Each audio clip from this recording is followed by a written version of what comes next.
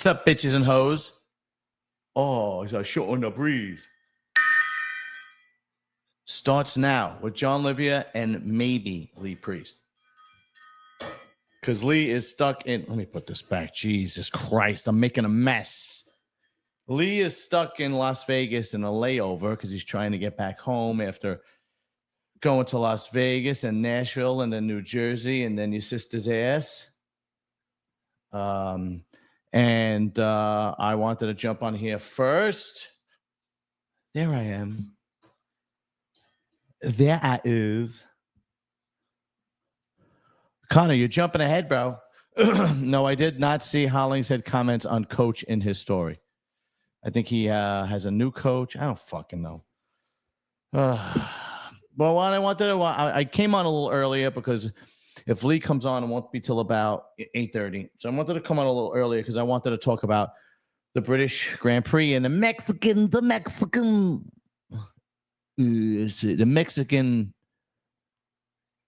Oh, sorry for Lee. He'll probably show up, but I don't know.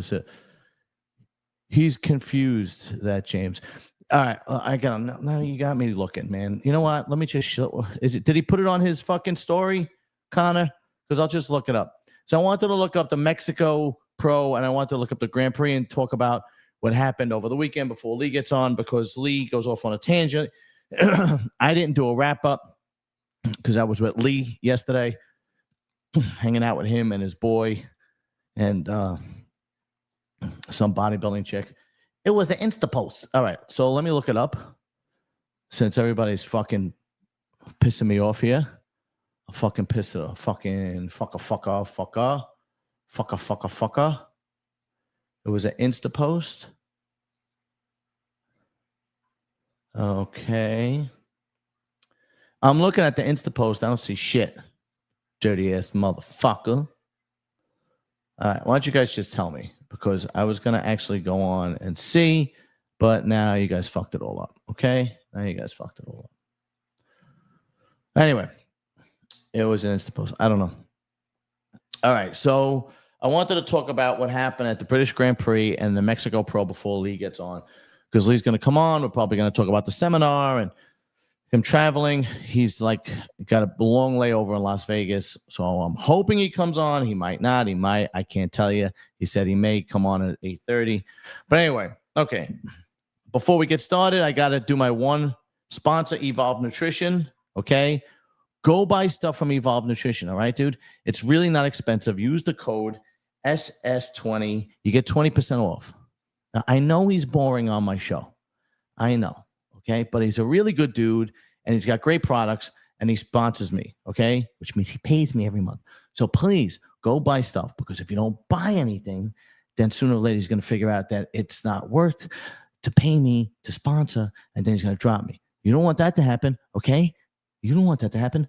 So go buy some fucking creatine or some pre-workout or some shit like that, all right? I don't give a shit what you buy. Just buy something for fuck's sake. Evolve Nutrition, 110 New Jersey, Route 10, East Hanover, New Jersey. The phone number, 973-647-4625. Evolve Nutrition, EHNJ.shop. Discount code SS20. Everything is in the motherfucker description. Son, what did you say, Connor? That's the thing. I don't even know what he said, besides saying what you do if your coach didn't bring you at you. But I don't fucking know. Listen. This is what happens, but Chris brought him in lean and full with 3.5 months and 13 weeks. Okay, I don't know. All right, let's go over the British Grand Prix. Okay, Mike Krizo wins. Everything that happened at the British Grand Prix and the Mexico Pro pretty much was what we thought. Mike Krizo wins the British Grand Prix. Tonio wins the Mexico Pro. We pretty much all knew that. Now, Sas Harati comes in second in the British Grand Prix. We got to give Sas his fucking props. I think this is his 9th show this year. I think it's his 9th show. All right. I mean, and he's been like second, I don't know how many times. I think he won 2 shows. But second, I don't know how many times. Obviously, he stepped on the Olympia. He got crushed at the Olympia. But who doesn't get crushed at the Olympia, okay? The Olympia is the best of the best in the world. So it's but this guy just keeps competing. He's a fucking beast, dude. He doesn't stop. I mean, his work ethic is unbelievable. He comes in second.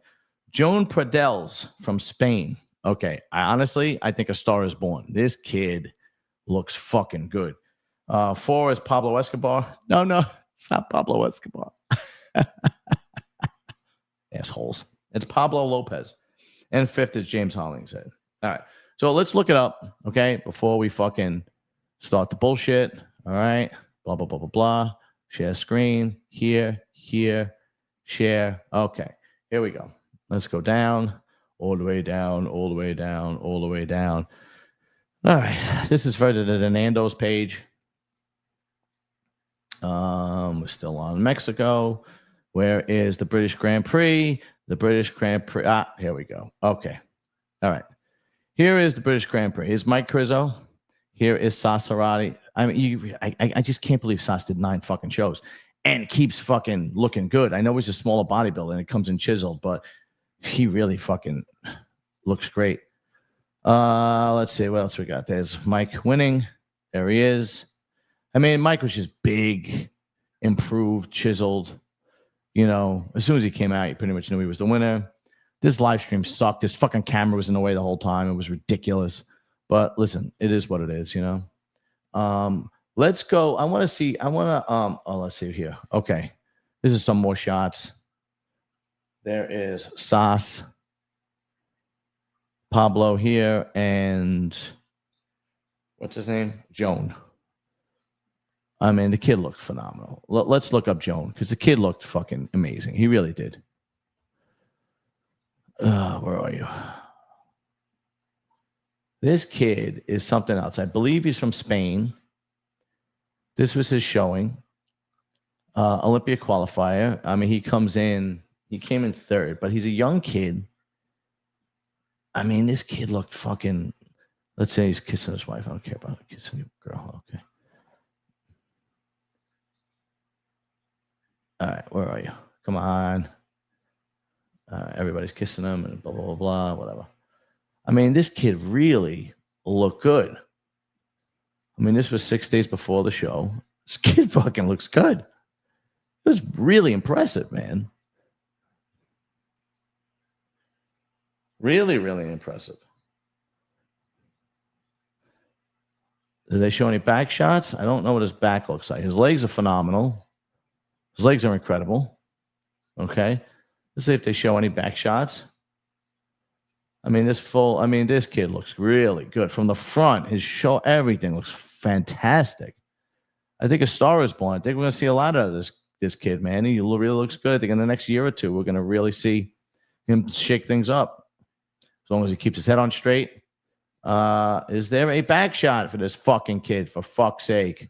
Because if we don't see any back shots, then that means that's his fucking weak point. Anyway, and Pablo looked good too. But, you know, I mean, considering the lineup, right? I mean, the 2 best guys you knew, Mike Krizo and Sas. Okay, this kid really looked good. All right, here he is.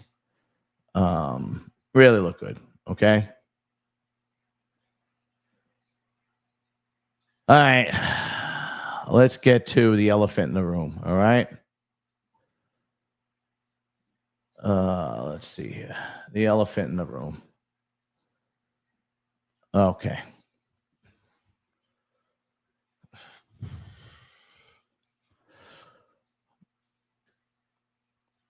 James Hollingshead obviously did much better here than he did in his previous show, but he still came in 5th.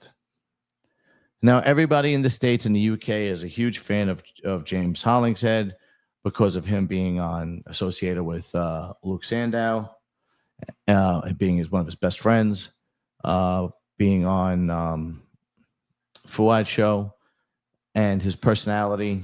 He has a tremendous personality. He's a tremendous family man. He loves his wife. He's a great father. We see, you know, he's got great work ethic. But this guy is going to have to look in the mirror pretty soon and say, what am I doing with myself? Because this is a show that 3 years ago, 4 years ago, he would have won. Okay. 3 or 4 years ago, he would have won.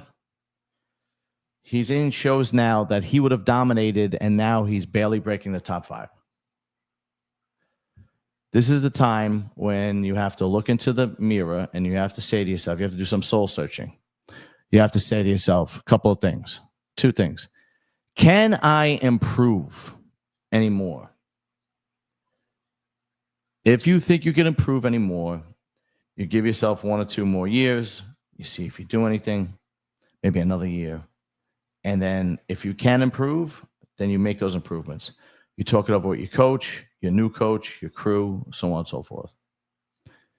If you come to terms with yourself and you say, this is the best that I'm going to do, then you're going to have to consider retiring and face the world after bodybuilding, okay? Now, here's the thing with James. Do I think he can improve anymore? I don't think he can get much bigger. I think we've seen the best of James Hollingshead. That's my fucking opinion. I mean, does he look better here than he did in the last show? Absolutely. The last show, he looked like trash. But again, this is a show he should have won. 4 years ago, you would have said, oh, Hollingshead's winning that show. Not happening anymore. And I hate to say it, we all love James Hollingshead. He is just a likable guy. He really is. But he has to face reality. And it's not easy when you're an athlete to face reality and say to yourself, okay, my best years are behind me and I have to move on. But if your coach that you are working with says, nah, I think we could pull some more out of you. I think we got it. Let's try again. And you believe that, then you give it a shot and you try again. Maybe you come back in 2026 and you give it your best shot. If 2026 rolls around, you don't do what you need to do, or you don't accomplish what you want to accomplish, it's time to move on. Okay? Now, if I were him, that would be my decision. I would see and talk over my coach. How much more gas do I have in the tank? Maybe I give it 1 or 2 more shots next year in 2026. And if I don't make radical changes, I'm moving on. Now, we've seen radical changes, one of which was Bonac. Bonac 2 years ago, or was it 3 years ago? Everybody was writing him off. And then he came back and he looked fantastic. He pulled his waist in. He lost a little bit of size, but it didn't matter because his shape and his structure and his balance and his conditioning carried him over. So it's possible, but is it possible for him? We don't know. And the further he goes toward the end of his career, the less likely that it is possible. Okay? That is the long and short of it. You're going to have to take into consideration that the talent coming up is a lot greater than the talent that was around when James was coming up. Okay? The top 10 guys in the Olympia now are a lot better than the top 10 guys in 2020, 2019, 2021. It is what it is. So you got 2 things going on. You have an aging bodybuilder, or there are aging bodybuilders, and you have greater talent coming up. So the greater talent coming up is just going to speed up your retirement. All right. I mean, these guys, that young kid from Spain, he just looks phenomenal. And even that kid from Brazil, he's good. But the kid from Spain looks like he's going to be a force to be reckoned with. And, Mike Krizo is still young, and he's still making improvements. Was he around his early 30s? And he's big, and he's hard, and he's dense, and he qualified for the Olympia already. He wasn't around when you were winning the British Grand Prix or basically paving the way for yourself to be an elite bodybuilder. He wasn't around. So, it is what it is. Let's head over to Mexico, okay? because Mexico was a decent show too. All right. Ferdinando. Let's see. Tonio looked phenomenal. Absolutely phenomenal. Look at this. He looked incredible at the Mexico Pro. He really did. Here, let's see if we could get a better picture of him here. Here we go. Oh, Jesus Christ, man. Just fucking give me the shot.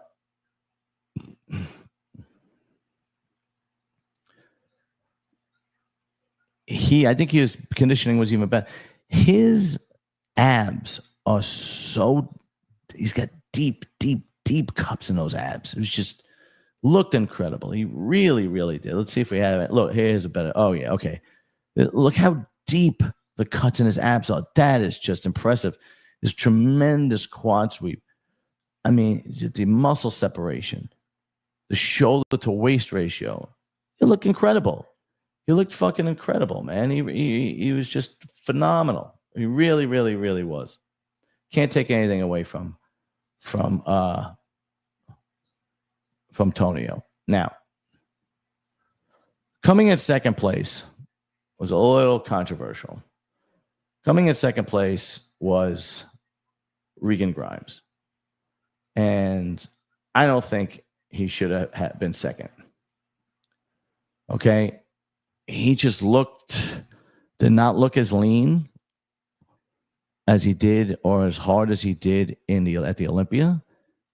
You know, he was kind of posing and, you know, nothing was happening. He didn't have much pop to his muscle. It was just kind of just there.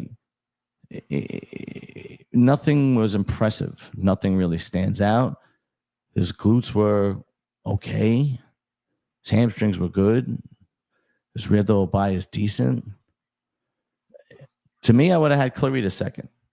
I would have had Clarita second all day fucking long. I thought Clarita's shape and structure and good enough conditioning should have had him second. I thought. Now, he came in fuller because it was an open show and he feels like, oh, I got to come in bigger because it's an open show. And maybe he's right because that might be why they gave it to Regan. But Sean's structure, I know he's only 5'2", but Sean's structure and his conditioning and his impressive package and his pop, I mean, he poses and shit just starts happening. Boom. That's just impressive. You know, even his rear double bi, you look at it, he's just diced. You know, really impressive. You could see he was holding he really wasn't holding some water. He just came in fuller, really. I would have had him in second, but they had Regan in second. Okay. All right.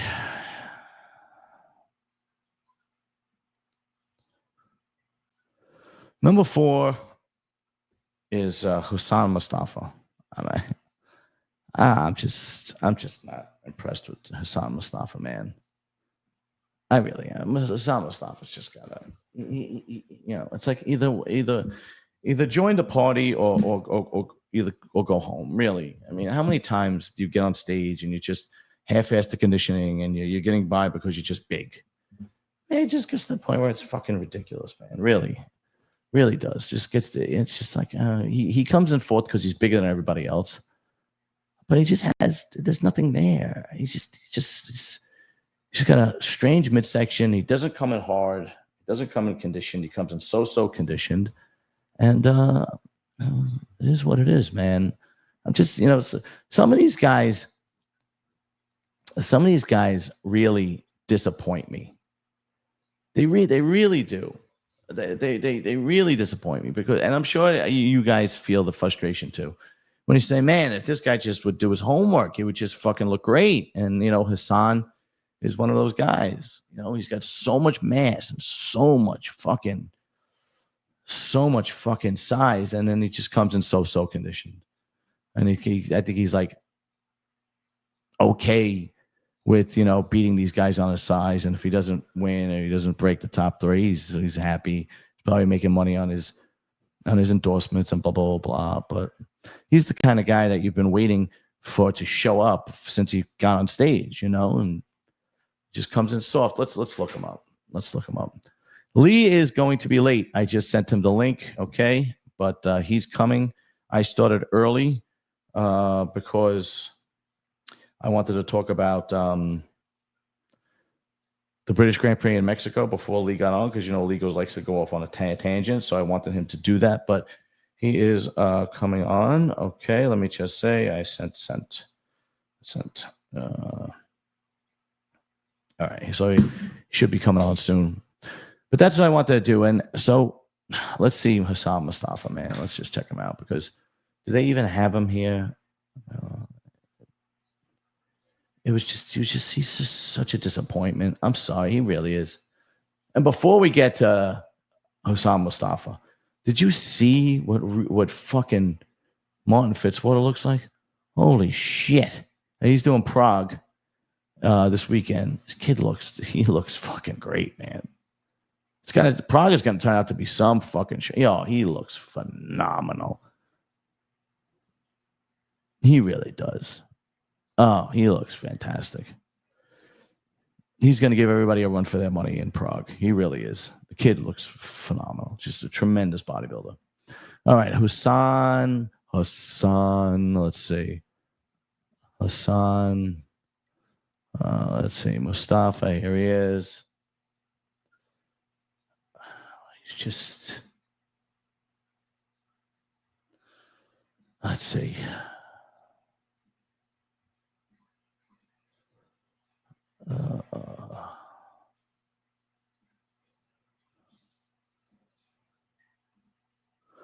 All right. See what I mean? Hassan looks big. His waist is he just got an odd frame. Nothing's happening in his midsection, even when he poses it.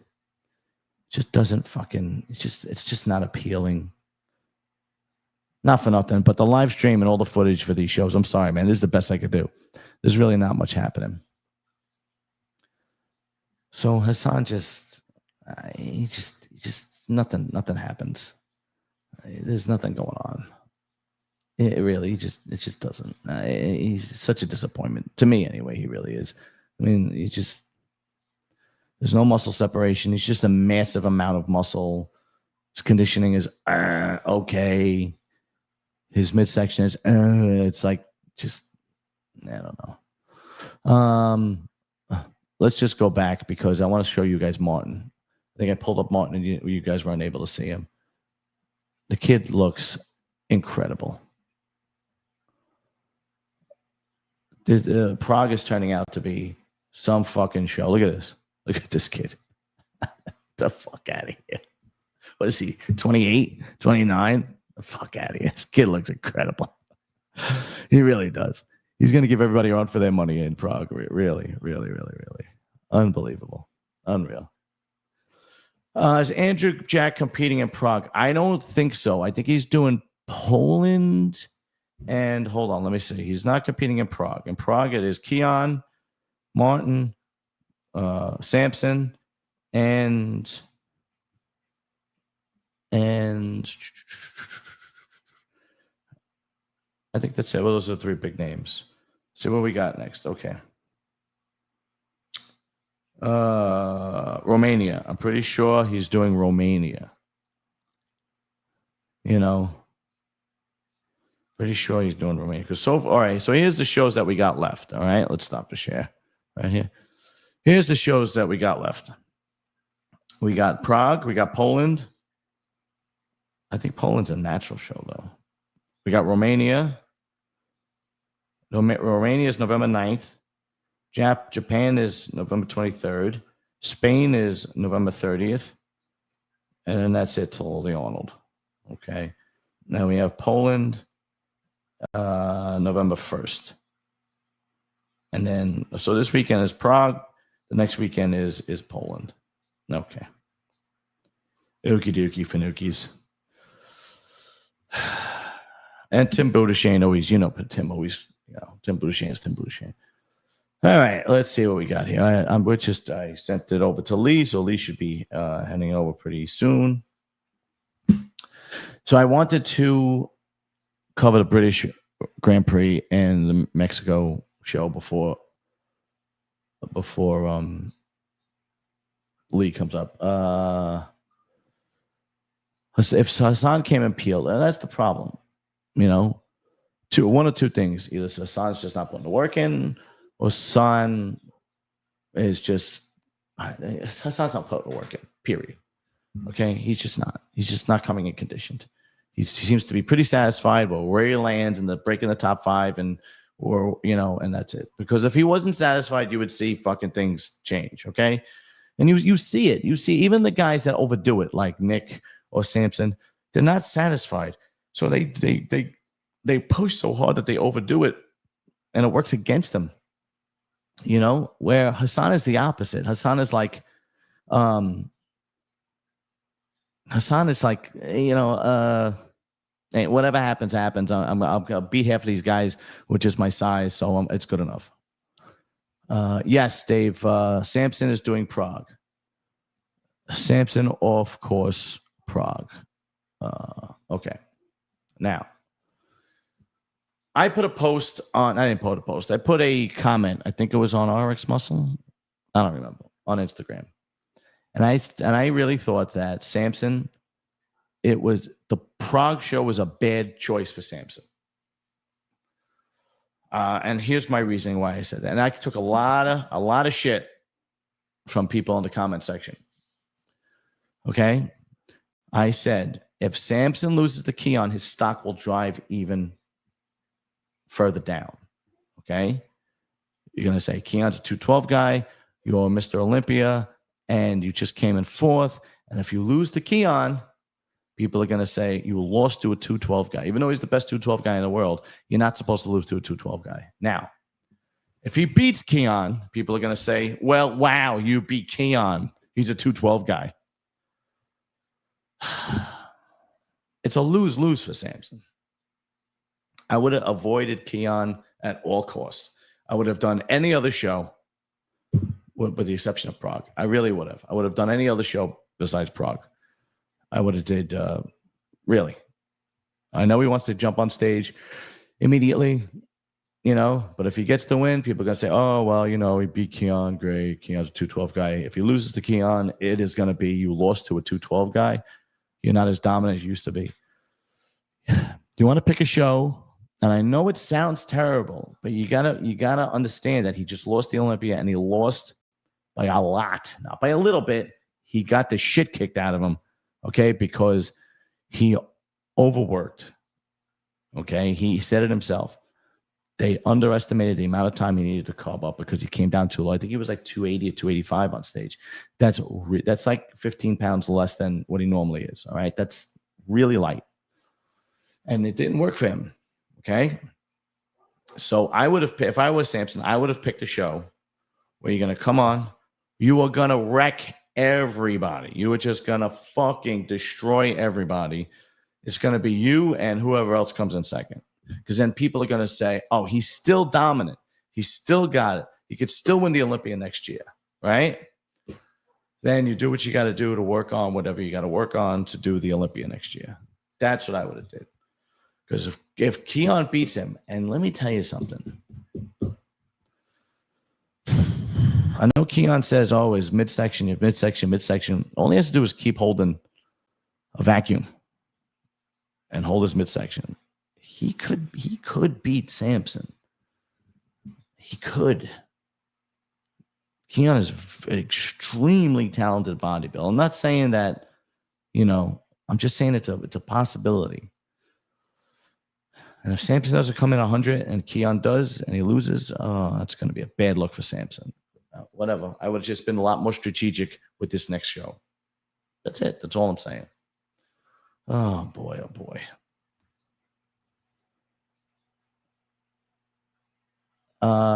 No, man, I disagree, Loho. I disagree.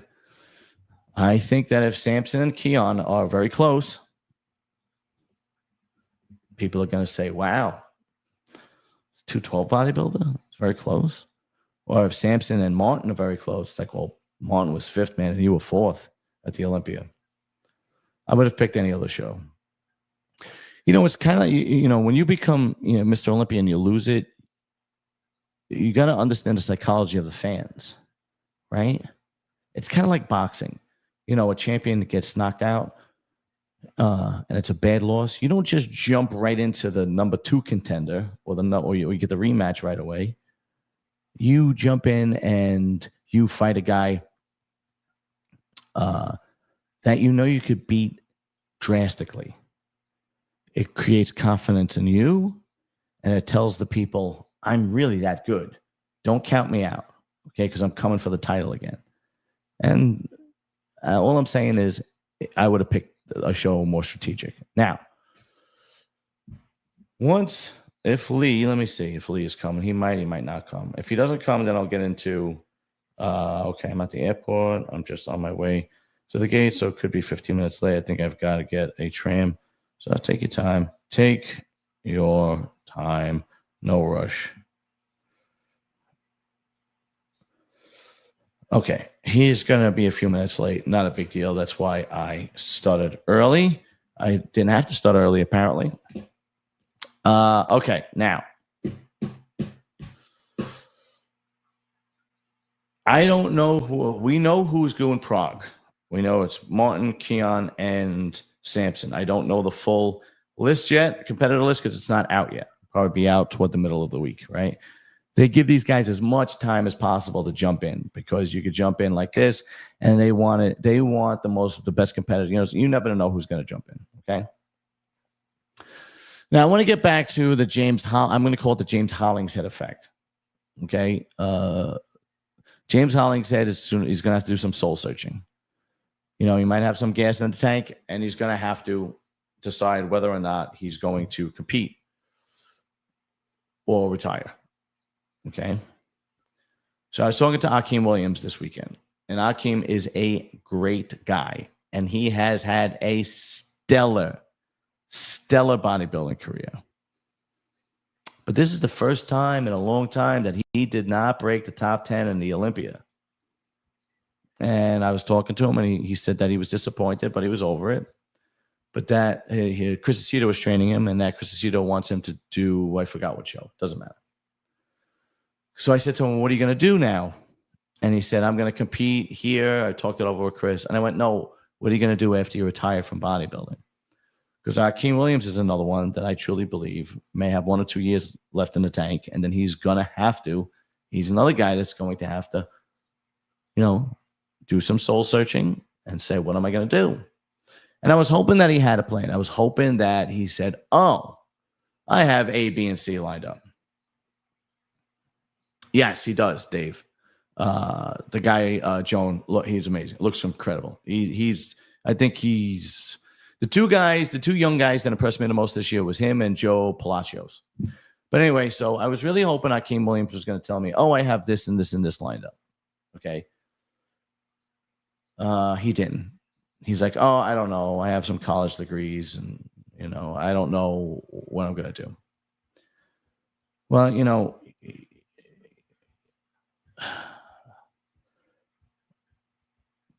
bodybuilding, yeah, I understand that. I get it. Yeah, I get it. But if you're not competing, then, Muscle Mitch is going to go on to somebody else. And that's what I'm saying. You're not going to have these sponsors forever. Look, guys like Lee Priest, Phil Heath, Sean Ray, who else?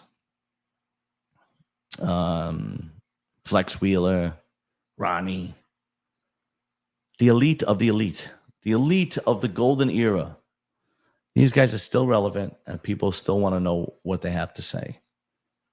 But the majority of the bodybuilders, once they retire, unless they become trainers or they have other businesses that they get involved in, and they're able to tunnel their energy now into another business to make money, it's very difficult to make money as a bodybuilder if you're not an elite guy. Look, a guy like Derek, Hardy, forget it. Hardy could just tour the Middle East, okay, and they'll throw money at him. I'm sure Ramy is going through the same thing in Egypt. A guy like Samson, a guy like Derek, those two guys are going to be very relevant after they retire, and they're going to be able to go around and make the rounds. But there's not, dude, you're talking about 0.0000001% of bodybuilders that are able to do that. You know, Lee Priest is one of those guys that's able, he gets paid to do booths at the Olympia. He gets paid to do seminars in New Jersey. He's going to India when he's going home for 3 weeks, and then he's going to India, and they're paying him to go to India. You know, they pay him to go to the UK and do seminars. Not too many guys do that. Okay. Jason Owens was a perfect example. He was a great bodybuilder. He was a good friend of mine. He was at the seminar. They put him at the table, and they gave him all the respect in the world. He didn't get paid, but he took it as an advantage to be able to endorse his product line. Okay? Because that's what he puts his time and effort into, his product line. And he's made a lot of advancements with his product line. His product line is available in Canada, it's available in Mexico, it's available in the US. You know, it is what it is, okay? So I was a little disappointed because I like Akeem a lot, and I've known Akeem since he's turned pro, because we both lived in Jersey, and we were both from Brooklyn originally, you know. And what's funny is we both moved to Jersey for his ex-wife and you know, my wife, because they're from Jersey.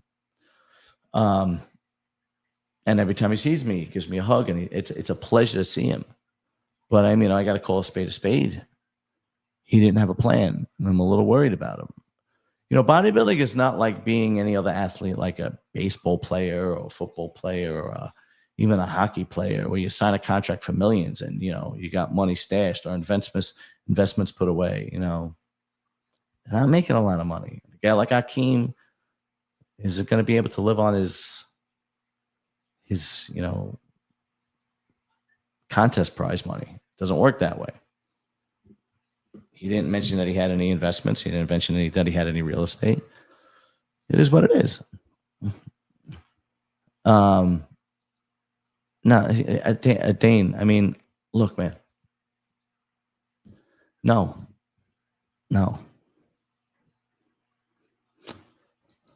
We know who he is. But once he retires, nobody's going to want to bring Akeem to India and the UK, right? To sign autographs, to guest pose. Well, you can't guest pose once you're retired. That's it. But these guys have to figure out what else are they going to do. Very few people could do what Lee Priest does and what Sean Ray does. Very few of them. Very, very few of them. You don't realize how many.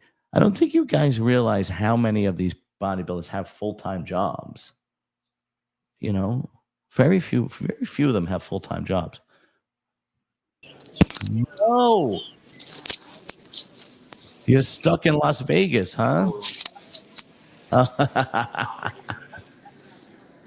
You missed me?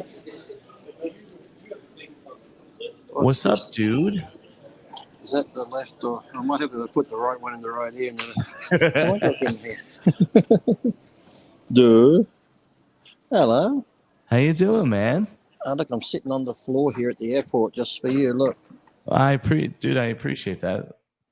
A couple of things. I started a little earlier because I wanted to talk about the British Grand Prix in New Mexico. And Okay. I know you didn't want to talk about that, so we already got that out of the way. We don't have to talk about the British Grand God. Prix. I thought I was going to have to. I knew you didn't want to.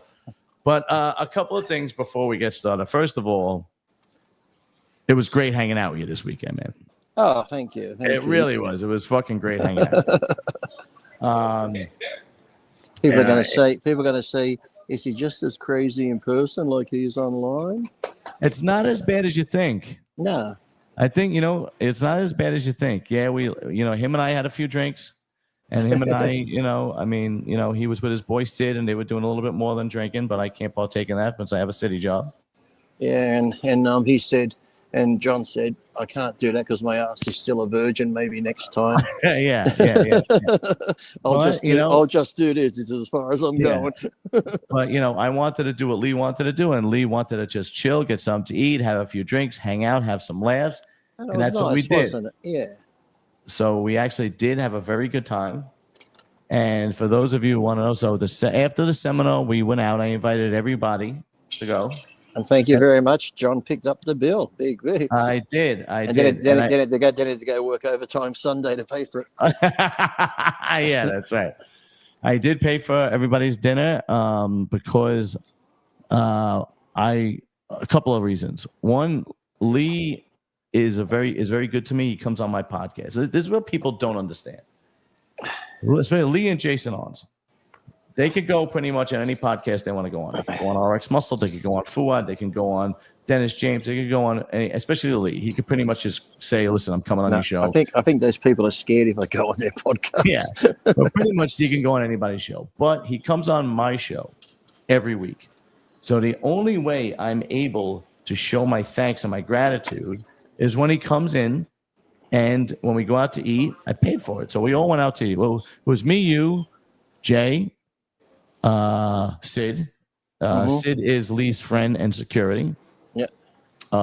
Did you notice though when you're sitting beside me, I didn't flinch when you put your hand on my leg under the table though? I knew it.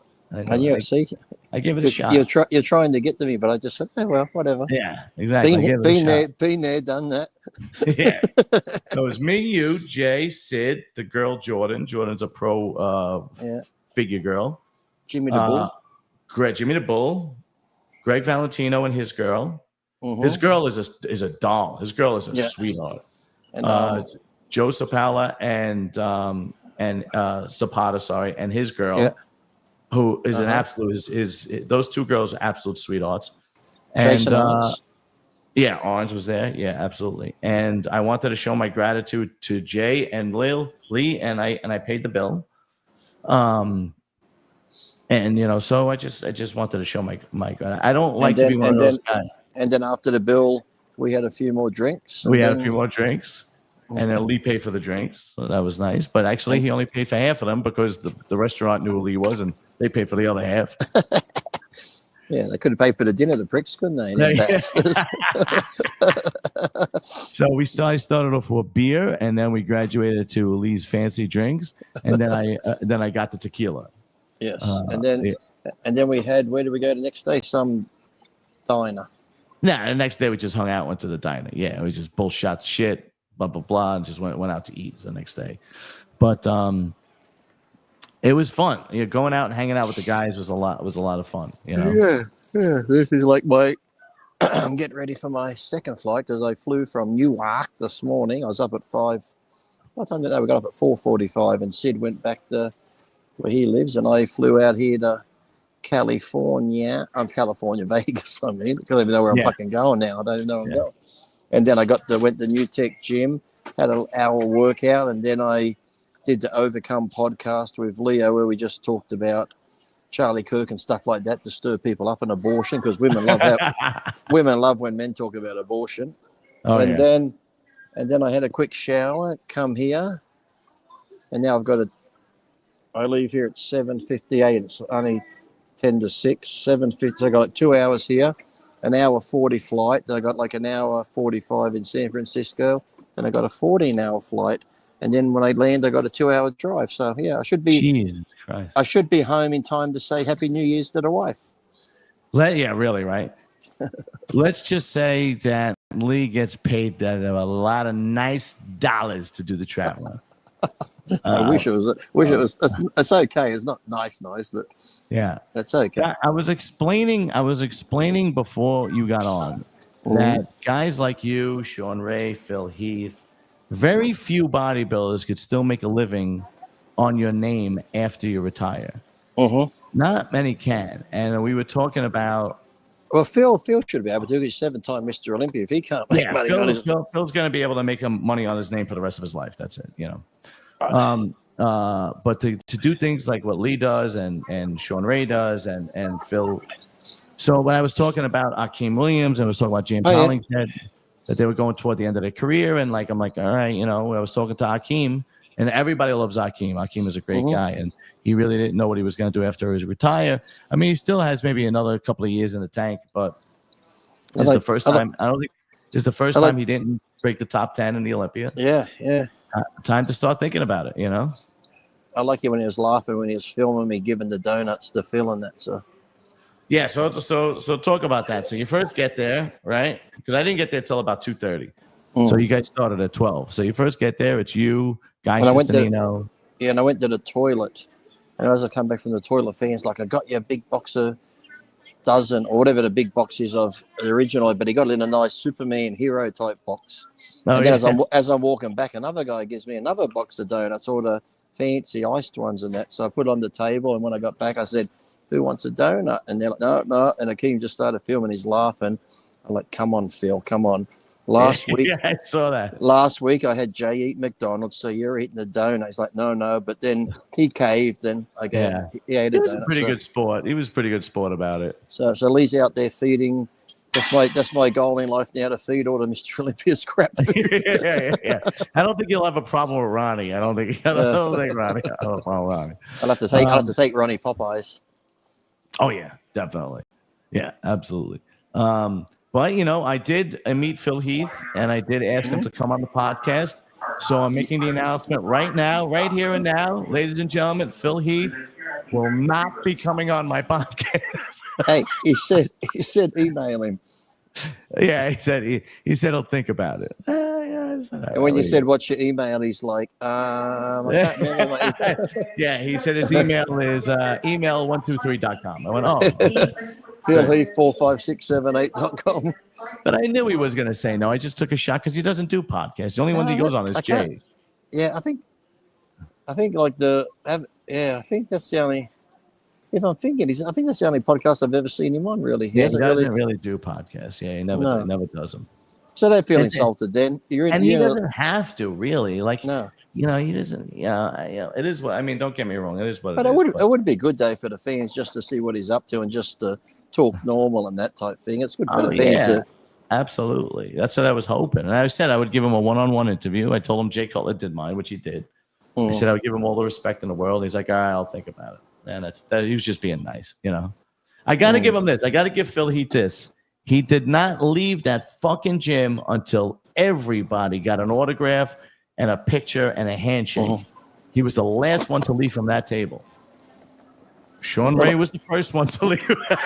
Well, I was allowed to leave because all those people come to me first, then they went to Phil, and then Sean was gone, so it was just me and Phil. How does that feel, Lee? When everywhere you go, you're the number one bodybuilder everyone wants to talk to until you're in Phil Heath's presence? No, because all those people spoke to me first. Oh, okay. They sort of came here. Because I saw all the people in line with Phil. They were the ones that came to me. Then Phil was beside me. So they went me, then Phil.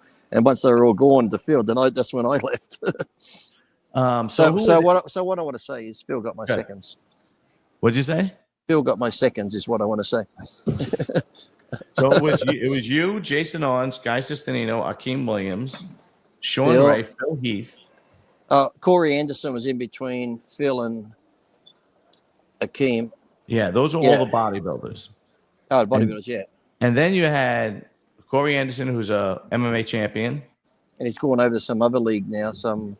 And then, I forget the other guy's name. He was there last year too, of his father. He's just gone to the UFC now too. He's really good. There's another fighter, a couple of fighters there. I feel bad I don't remember their names, but if you look at the thing, they're very good. Very good. Yeah, and you had Melly Mel, the rapper. I don't know why they picked him. Well, he was just there. He was just there as a fan, and Rob said, "Go sit down the front." But for some reason, because the spare, he went down in the front row. But because the chair was vacant, because that other guy went to pump up the guest pose, Mel just went and sat at the table out the front. Oh yeah, who was the guy that guest pose?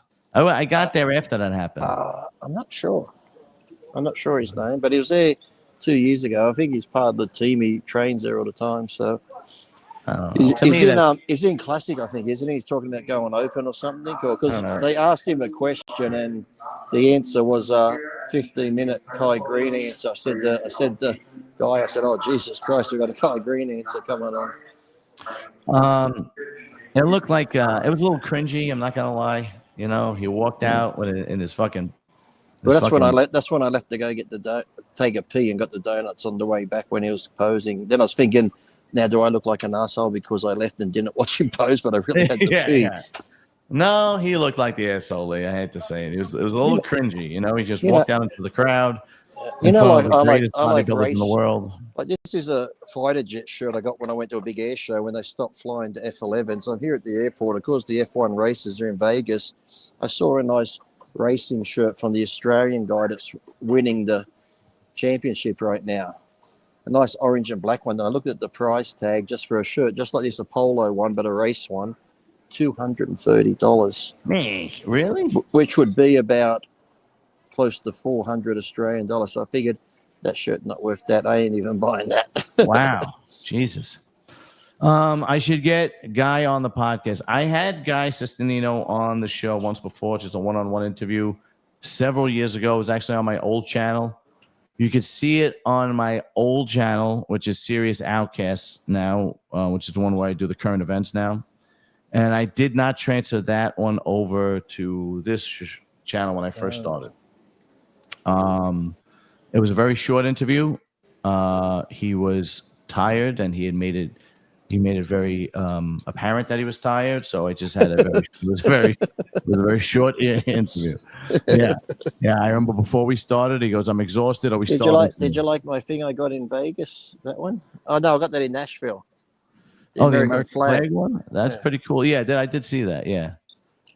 When I got the watch back on here, but when I put this on here, I keep looking at it thinking it's a watch and it's just a flag. Yeah, no, you got some good shit, man, and I really appreciate the coat, the jacket. I've tried You're it welcome. on. It's heavy, man. Wow, it's like a nice winter coat. That's why I had to take it out of my bag because it put me over the weight limit. I'm sorry about that. That's why man. I said I'm carrying this fucking thing all around. Yeah, and so now you got to go to San Fran. Yeah. Then from San Fran, you go to fucking Sydney. Australia. Yeah. And then you drive 2 hours to go home. Then you're home for 3 weeks. And then India. And then you got to go to India. And how long are you going to be in India for? I'm there from the 12th to the 19th, but Dave wants to make it longer because Dave's going to be up in Mumbai. I'm in Bangalore. Is Dave Palumbo? Yeah, there's a big expo up there. Really? And now that I'm back with Species, like, come up here, we'll have the guy fly you up. But to do that, then the other guy would have to change my ticket home. So I'd have to fly to Mumbai. When that's over, fly back to where my ticket's out of on a different day. But to change that ticket would be like $900. And the guy who's originally flying me over there for what I'm going for doesn't want to pay the $900 for me to go somewhere else for somebody else when they haven't paid for me to come over. Well, it's just too much. As much as I like to go up there and see Dave, I've done enough traveling, and like that many days in India, I just want to get home. You must be exhausted, man. Because think about how much traveling you've done since the Olympia. Well, even not before the Olympia, all year. You were in the UK. I was in Europe twice this year, in Amsterdam, and you were in several parts of Australia, right? Then next Friday on Halloween the 31st, I'm renewing the wedding vows with the wife down near the river in the backyard. Oh, very nice. Now, are you going to have some kind of like person, like a priest or a minister or something? Yeah, like a marriage celebrant. She's actually the one who married us the first time, but she's retired. She's retired, she said now. Yeah, how are you? Good, thank you. How are you? Nice to meet you. Oh, you're right. You're right. Nice to meet you. Have a good flight. Yeah, this happened all weekend, guys. Everywhere we went. I already took some photos going through security. Oh, but cool. So this woman's retired now, but Rachel got a hold of her, but she said she liked us, so she's actually, even though she's retired, she's going to come and renew our vows for us. Oh, very nice. It says here, I think the jacket was 3 sizes too big for John. Would you guys like to see the jacket? Because I will. Good luck, John. Model it, John. Model it. I'll be right back. I'll go get it. Yeah. Now you've asked for it, people. Fat man in a little coat. Fat man in a little coat.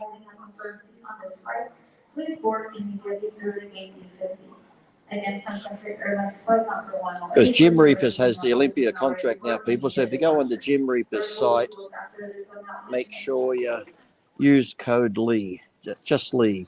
And if you go to Species, use Priest 25, and you'll get 25% off Species products.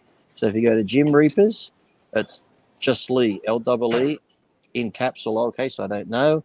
But if you go to Species, it's Priest. Oh, look at that. Wow. Lords of Flatbush. That's exactly what I was thinking. What's the other one? What's the other one? Warriors or something. Oh yeah, the Warriors and the Wanderers. No, what's the one that said come out and play? What was that? That's one? the Warriors. Oh, The Wanderers was based on a true story. Yeah, well, wasn't the Wanderers yellow and black? Were they yellow and black jackets? Yeah, the Wanderers was about the Bronx in the early 60s. And And where there that song was come from? I'm a wanderer. I'm a wanderer. and I there wander was round a and gang round. called the Wanderers, and there was an Irish gang called the Ducky Boys. You know. Oh, that's a tough name, Ducky Boys. Quack Yeah, quack. tell me about it. And it's from what That I looks understand. good. Show them the back of the jacket, John. Oh, Show them the back. Oh, you got to stand over the other way, John. Who you showing? Your wife? You're off camera, for fuck's sake. There you go. There you go. A big skull. That would actually look good on the Harley, that jacket. That's right. It would actually. Oh man. Yes, it looks really good. Thank you, Lee. I appreciate it. You look very professional in that jacket now. I know. Do a lot of people? Because I noticed a few things. I noticed a few things when I was with you. Tell us, Dr. Phil, what did you notice? I've noticed that some people want to be around you just because you have clout, and you could kind of maybe increase their social media presence by taking a picture with you, or you introducing them to other people, or maybe you training them. I've noticed that you know. I know where you're going with it. Yeah, I'm picking up what you're putting down. Yeah. I also noticed that there are people that don't mind going out to eat with you because they don't have to pay because they know you're going to pick up the bill. I've noticed that too. And these are all things that you have to deal with when you're a fucking celebrity that I did not know until I hung out with you this weekend. Yeah, but I don't mind. Just like as long as everyone has a good time, I don't mind. If I can do it, it doesn't bother me. But the only time it bothers you if it's like really blatant, and I know that like they're abusing the privilege and really like taking advantage of it. Then I get a bit okay. It's time to whatever. Because I'm not like that. I don't. No. Like that. I don't like doing that. I don't like, being like, oh, I'm with Lee Priest and he makes a lot of money, so he could fucking pay for everything. That's just not cool, man. And it was my time to be able to show my gratitude toward people like you, Joe Zapata, Greg, and Jason Owens, because all those guys have been on the channel, and Joe's had. And you went home and said, "Honey, it's 2-minute noodles this week. That's all we're eating." I'll be honest with you, the bill was not as bad as I thought it was. Yeah, the one at the diner was almost the same price. Yeah. It really wasn't. It really wasn't. I was going up there and I was thinking, you're shaking, handing the card over. I'll be honest with you. With all of us there, okay. There was 10 of us, wasn't there? There was 10 of us, and we had plenty of appetizers. Everybody had a nice meal. We were drinking all night. I was like, this is going to be $750 to $1,000. That's what I was thinking. I was really thinking that. And no, it was like half that. Do you think they might have given us a discount or not? No? Maybe because it did seem cheap because I was thinking I was going to get the bill, and in my head I'm thinking, you sort of go around maybe anywhere from $50 to $70 a person with the right. Yeah, so I was thinking, same thing, about $600 to $700 range. Yeah, and I was thinking usually they hit you over the head with the drinks, and we were drinking. So I was thinking anyway. Especially those girly cocktails, the girly puffy cocktails. Exactly, we kept drinking. But I had to go to a diner to get the umbrella the next day. That's right. Yeah, the only place that gave you an umbrella was the fucking diner. So I honestly thought it was going to be anywhere from $700 to $1,000 in that range, but it wasn't. I was a little surprised when the bill wasn't that expensive. I was like, oh, okay, No. But it turned out to be fun. We had a lot of fun. It was, yes, it was. And then I even got my umbrella at the end of it. I also got my beautiful gay strawberry shortcake. That's right. The bro, yeah. And you know what? I was talking to Sid, and Sid is Lee's very good friend, and he also does security for Lee, Jay Cutler, Sam Sulik, the Trend Twins, and we were talking. And he was at the seminar, and he's a huge guy, right? Intimidating looking guy, huge guy, and very quiet, very calm. And ex thing, he was in Iraq. Ex-military, he was retired military for after 20 years. He does armed security, and he has security from a lot of big fitness influencers like Lee and so on and so forth. And when he was sitting there, he was in a chair right next to the seminar. And I said to myself, this guy looks calm, but I guarantee if something pops off, he's on it like white on rice. Guaranteed. Because those guys that are just PTSD kicks in and you're gone. Guaranteed. Because even when we went to dinner, even when we were at when we went to lunch the next day, I was just talking to him, and I'm like, this guy is way too calm. He's been. But you notice he's always watching. He's always watching. Always. He'll sit there calm, but he's always watching. Yeah, I mean, I said, I guarantee the second something pops off, this guy's on it like nobody. Because a couple of times at the expo, actually, we're just walking and that, and people come running up to get a picture. Sometimes someone will come running up pretty quick and he put his arm out straight away. Yeah. And I never realized why you need, why guys like you, Jay, Phil need security. And it's not so much that people want to hurt you. It's the fact that 100 people run up to you that want to. Yeah, it's like he's trying to keep order. Come on, stay back, get one at a time. Right. Never realized it. But I just, after having a conversation with him and knowing his background, this guy would fuck anybody up in a fucking split second, guaranteed. And he was cool. And you know what's funny, Lee? Yeah, great guy. All legitimate tough guys are the nicest guys in the world. Mm-hmm. They got nothing to prove. They don't need nothing to prove.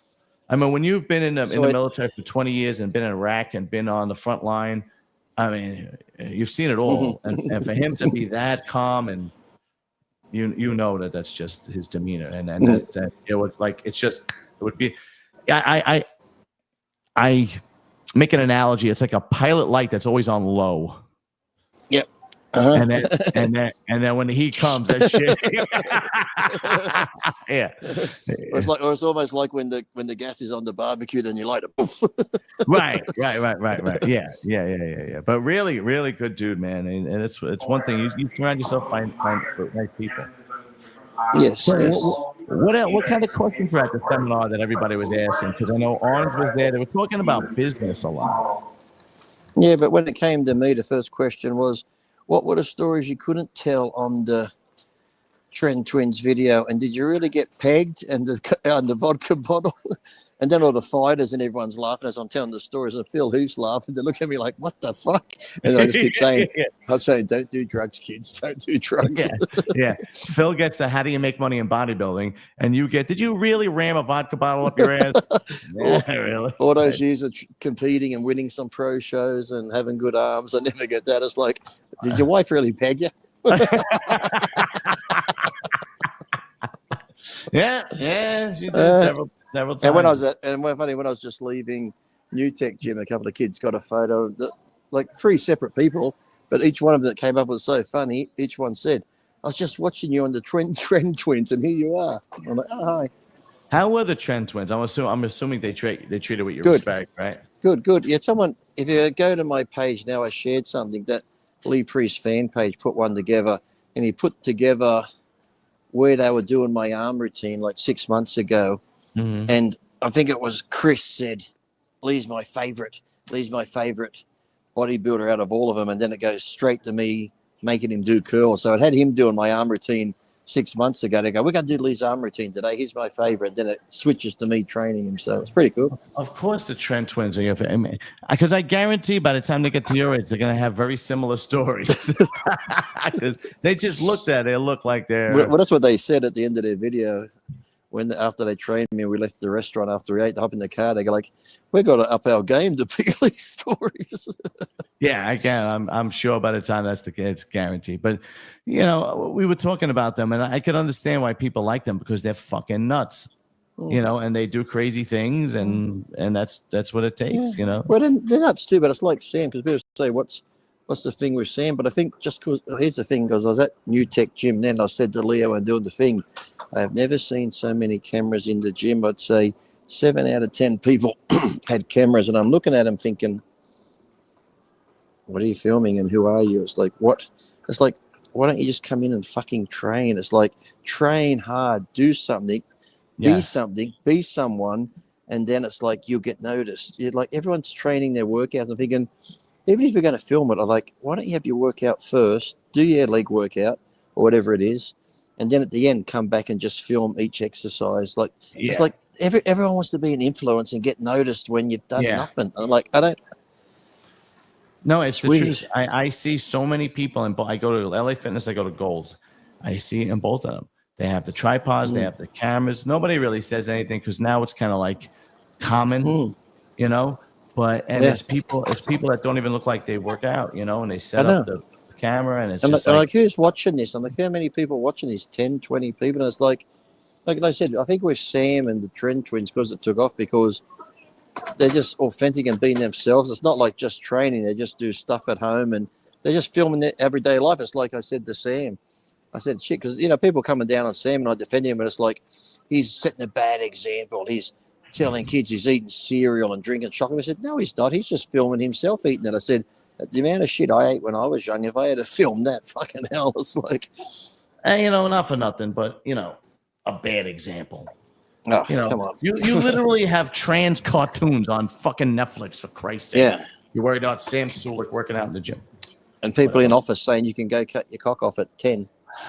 Yeah, it's unbelievable. What? What'd you say? They say you can go cut your cock off at 10, some of those politicians. Oh, without telling your parents. Yeah, exactly. And you're worried about, you know. I want to ask you a question. You may know, you may not know. You can give me a roundabout.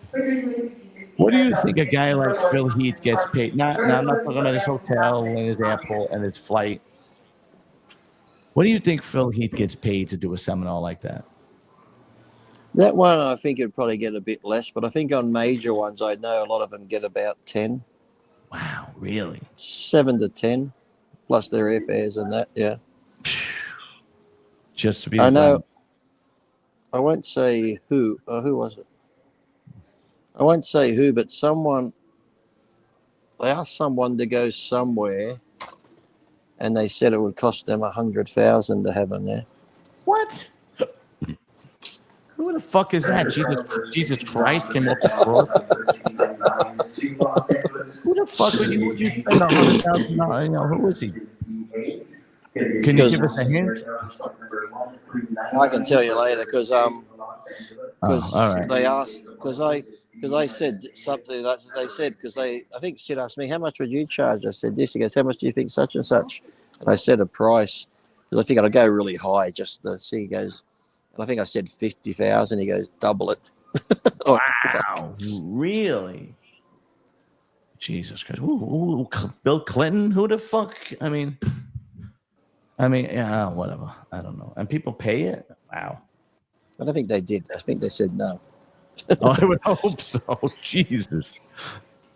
I'm looking for a sponsor for a couple of $100 a fucking month. Jesus Christ. I just saw the Trend Twins put up a new thing with their new T-shirts coming from Young LA.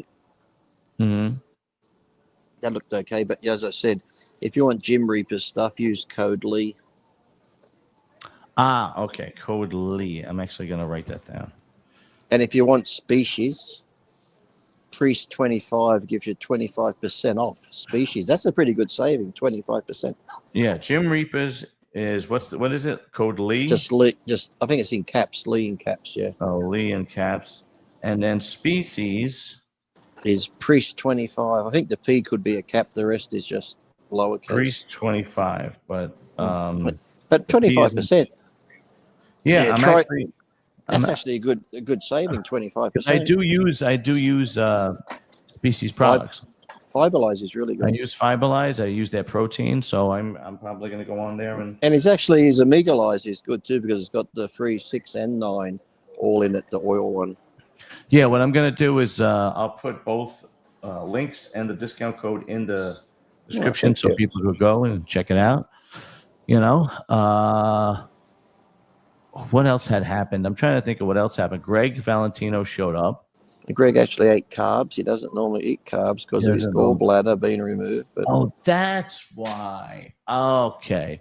Because he kept saying, I'm going to eat carbs today. I don't care. I'm going to eat carbs. And man, I'm going, you're 65. You're still worrying about that? But no, it's an actual. Yeah, it's got to do with his gallbladder and insulin and all that. So. That makes sense. That makes sense. Bodybuilding would be super mainstream if steroids didn't exist. Yes, it would. I was trying to give. I was Yes. trying to give his girl calamari because she's allergic to seafood. I wanted to see her blow up. Oh yeah. I'll tell you. Do you see how she takes care of him? No, he'd be lost without her. He would be lost without her. Oh. He couldn't even find a picture of his son in his phone. Yeah. And he what's his wife's name? I forgot her name. Lucia. He just gives his phone to his wife. Lucia did it. Lucia, find a picture of my son. And she just fucking. I mean, I would hope every man could find a woman like that to marry, man. Unbelievable. She really takes care of him. Yeah. And it would be a lot to take care of him too. Yeah, really.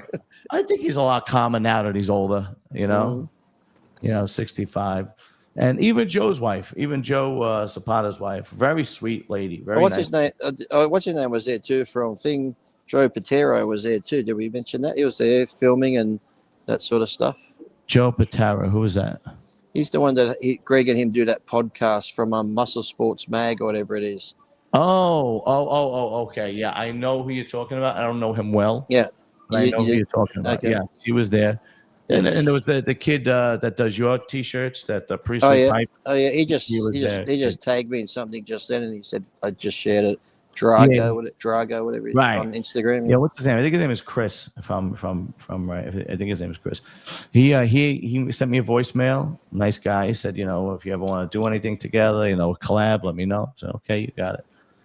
I'm always up for collabs. You know what I mean? Like the more content I get, and the more interesting people, and the more people that I don't care. Like these guys, I'm no snob when it comes to stuff like that. You know what I mean? Yeah. You got to keep it fun. Yeah. How was Jimmy the Bull? Jimmy the Bull was really down to earth, really great. He didn't, everybody was chill. Let's put it that way. Everybody just wanted to eat, relax, have a few drinks, and hang out, bullshit with everybody. Everybody was chill. And Jimmy was the first time I met him. I'd say out of the whole table, I'd say Jason Arndt was the most professional. Oh yeah. Oh. And as far as conversation, Jay's another one. Jay's a great guy, man. Yeah. He really. Yeah. I think he had a good time too. He's the only one that forced money on me. Oh yes. Out of everybody, no, he was the only one that said, "No, you can't pay the bill," and he threw money at me. And everyone sort of did that, like. Girlfriend, hold on. Yeah. Short arms and long pockets. Yeah. I'll get the purse out. Sure. Okay. But I don't care, man. I did that because I wanted to do it. I did that to show everybody my appreciation for everybody. Because when's the next time you're going to be in fucking Jersey? Yeah. You know what I mean? And we did get the free drinks, like we said, because that manager guy. I think there's two manager guys. That other guy, because he was like. I've never seen him act like that for anyone in this restaurant. Yeah, that's right. It's funny hanging out with a celebrity, man. Shit. But you know what's great about you, Lee? You're the perfect type of celebrity. You're the perfect amount of famous. I don't think I am a celebrity, so I just go with the flow.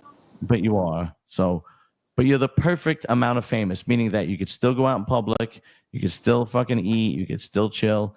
You're not like Elvis Presley famous where you can't leave the house.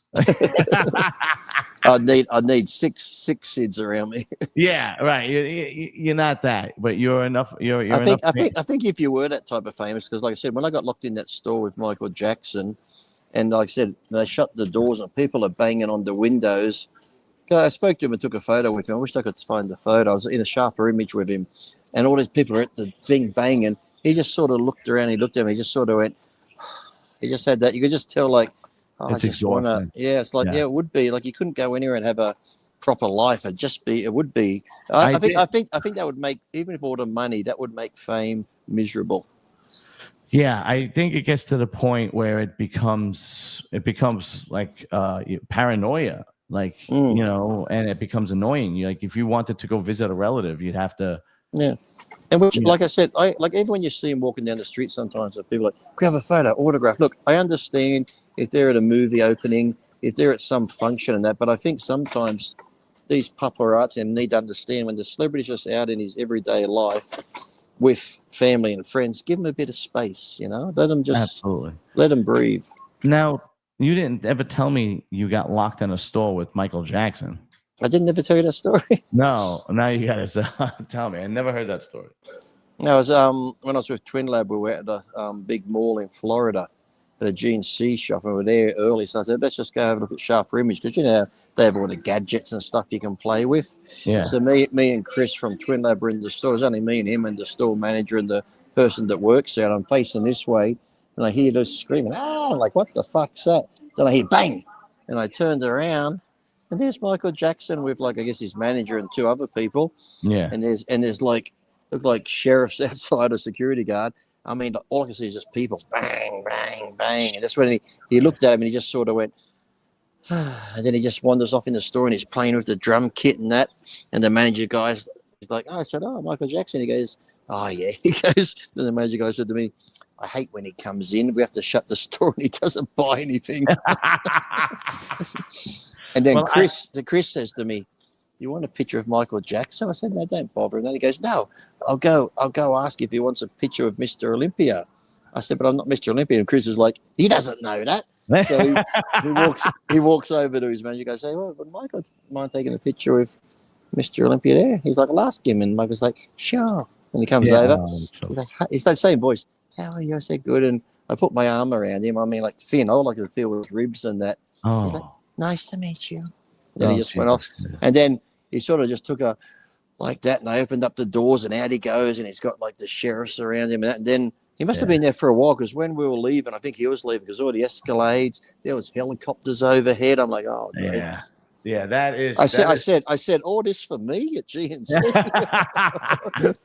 Yeah, that is celebrityism. But here's a funny thing, though. Here's a funny thing. I did say to Chris, so when I had the photo taken with him, my sense of humor. Say if I had a went to him like this, who's got your nose? Who's got your nose? I got your nose. Yeah. I got your nose. But I can't find that photo. We took a photo and I can't find it.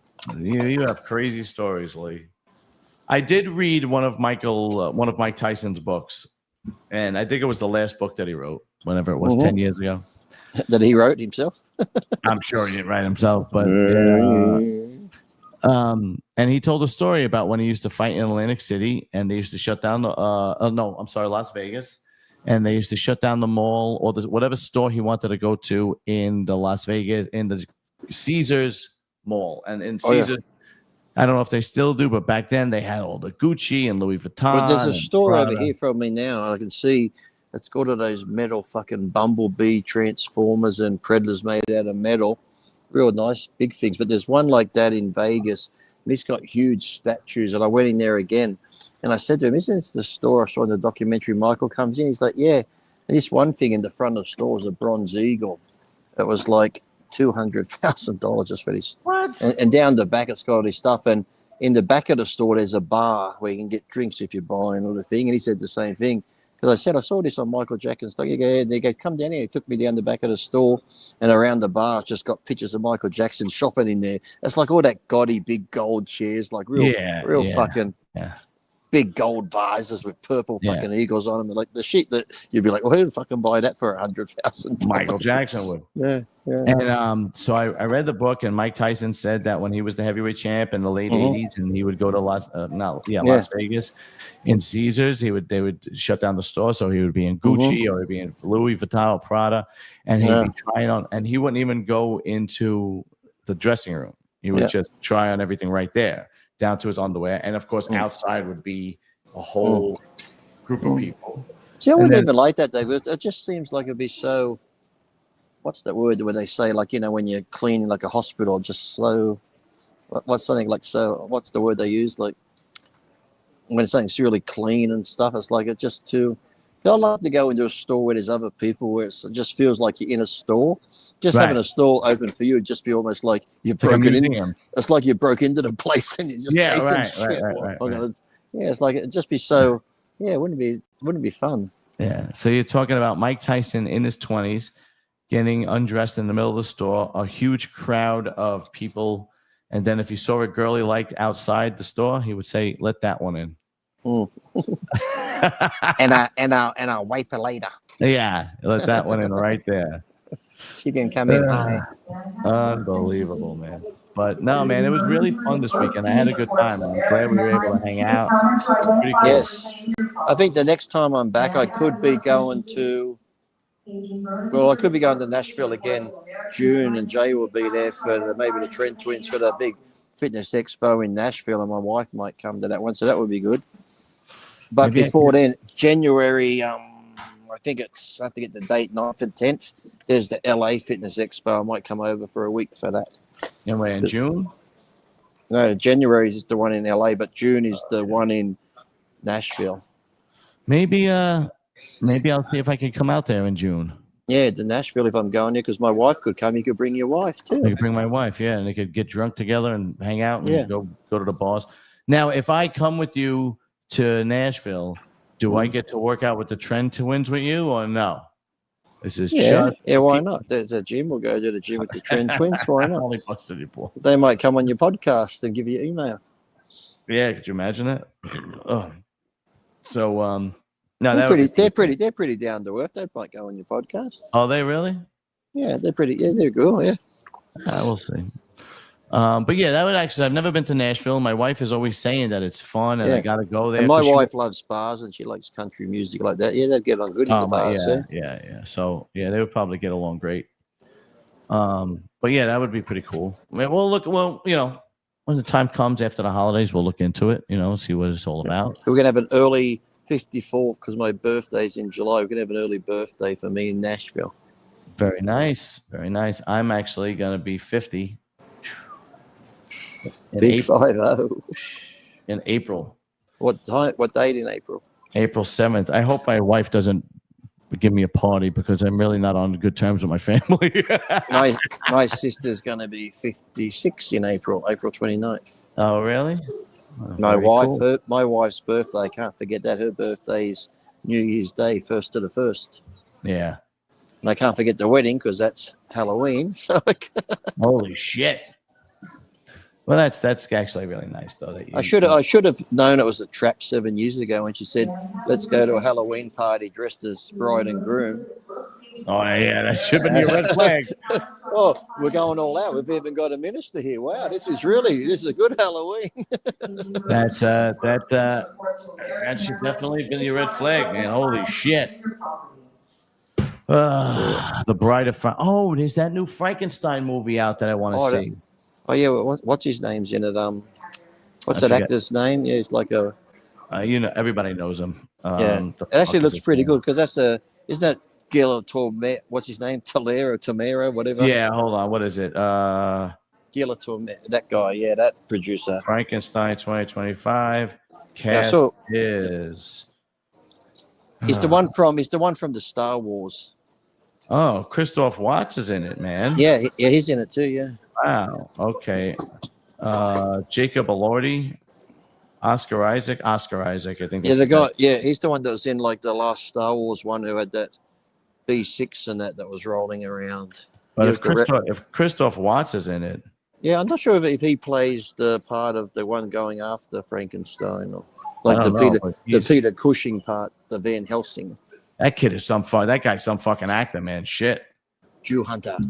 No, but that was such a great role, dude. But even when he was the dentist in what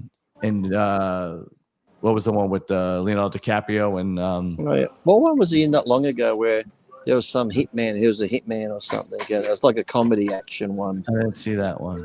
Yeah, the one pretty I'm thinking funny. of is what the fuck? DiCaprio and Jamie Foxx. What am I thinking of? The new one, the one that just came out. No, the slavery one with DiCaprio is the slave owner. And he's the dentist, but he's really Django. That was great. That was such a good Yeah. movie, man. What's that new one that DiCaprio's in? Has it got good reports? The one that's just come out? Or? I didn't even look into it, to be honest with you, man. I really didn't. I didn't even look into it, dude. How much more time you got before your flight?